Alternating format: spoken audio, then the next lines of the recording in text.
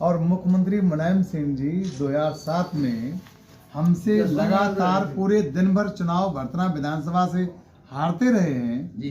और लास्ट में केवल 4000 वोटों से श्री मुलायम सिंह जी को उनके डीएम ने जितवा दिया। तो मुझसे ये प्रश्न करना कि हम चुनाव लड़ेंगे, मैनपुरी से लड़ पाएंगे कि नहीं लड़ पाएंगे, बात ये नहीं है।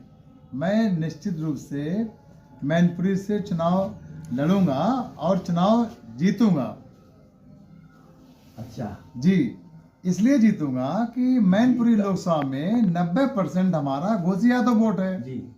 और पिछले 40 वर्षों से 90% की आबादी रखने वाला घोसी यादव, उसको 40 वर्षों से अपना घोसी यादव कोई प्रत्याशी नहीं मिला बेचारा, जिससे कि वो अपना वोट डाल पाता घोसी को।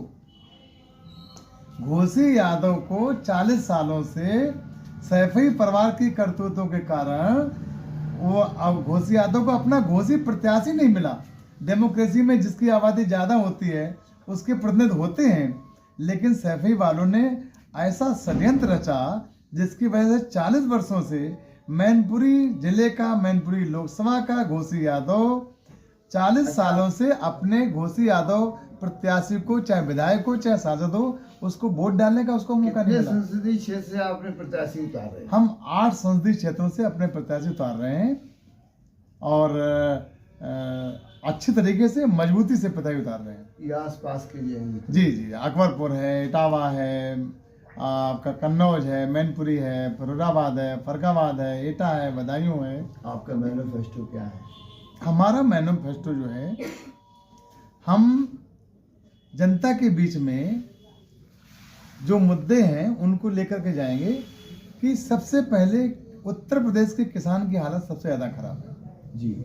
उत्तर प्रदेश के किसान को की फसल जो बेची जाए तो उसको 100% एमएसपी दी जाए, और जब 100% एमएसपी मिल जाए किसान को तो निश्चित रूप से वो खुशहाल हो जाएगा। दूसरा हमारा मुद्दा ये है कि जो भारतीय जनता पार्टी की सरकार इसमें आउटसोर्सिंग से सभी भर्तियां कर रही है। सरकारी करें, भ्रष्टाचार खत्म हो गया है, तो जब भ्रष्टाचार खत्म हो गया है तो सरकारी उपक्रम फायदे में होने चाहिए, और जब सरकारी उपक्रम फायदे में हैं अगर, तो सरकारी उपक्रम सरकारी नौकरियों की भर्तियां क्यों नहीं निकालते और सरकारी नौकरियां क्यों नहीं करते।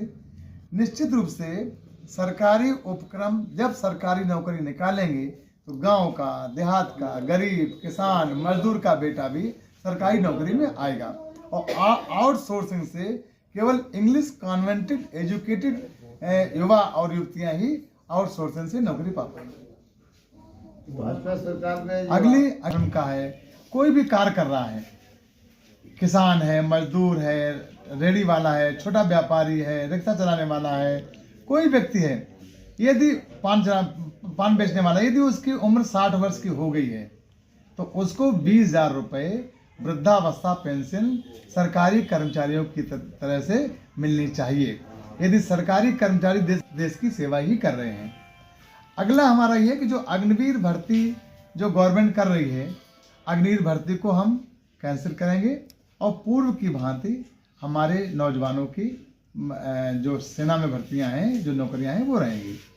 ये हमारे मुद्दे हैं, इनको लेकर हम जनता के बीच जाएंगे।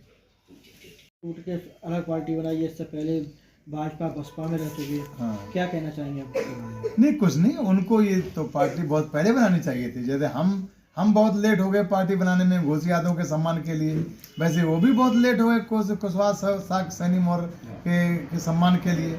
अगर उन्होंने 10 साल पहले पार्टी बना ली होती तो आज साग सैनी कुशवाहा मौर्य समाज का सम्मान कुछ दूसरा होता। अगर हमने 10 साल पहले पार्टी बना ली होती तो आज घोसी यादव का सम्मान और प्रतिष्ठा कुछ दूसरी होती और होती। अरे जो सपा में जा रहे हैं, जैसे ओम प्रकाश राजभर भी अलग हुए, स्वामी प्रसाद मौर्य भी अलग हुए, उधर जो है जयंत जी भी अलग हुए, उधर अनुप्रिया पटेल भी अलग हुई, किस दृष्टि से देखते हैं? समुद्र में डूबते हुए जहाज पर जो पक्षी बैठे होते हैं वे सब उस जहाज से उड़ जाते हैं, नहीं तो वो भी खत्म हो जाएंगे जहाज के साथ। अगर मेन लड़ाई आपकी सपा से है या भाजपा से है? देखिए, मेन लड़ाई हमारी नीतियों की है, हमारी लड़ाई किसी पार्टी विशेष से और व्यक्ति विशेष से नहीं है। मेन लड़ाई हमारी नीतियों की है।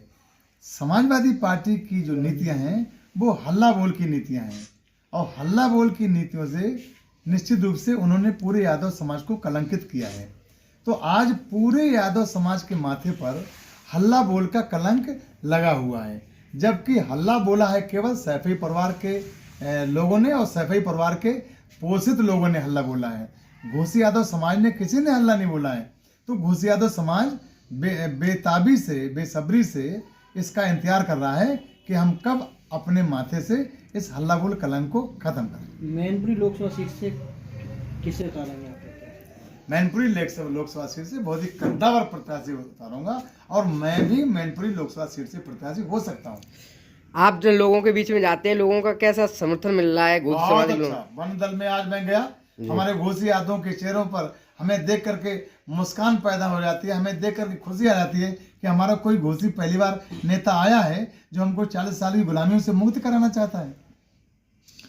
आपने देखा हो, चाहे वो सुशांत सिंह यादव हो, चाहे वो करेल के विजय दद्दा हो, चाहे हरिओम यादव हो, जितने भी घोसी यादव हो, सब बीजेपी को ज्वाइनिंग करे हुए हैं।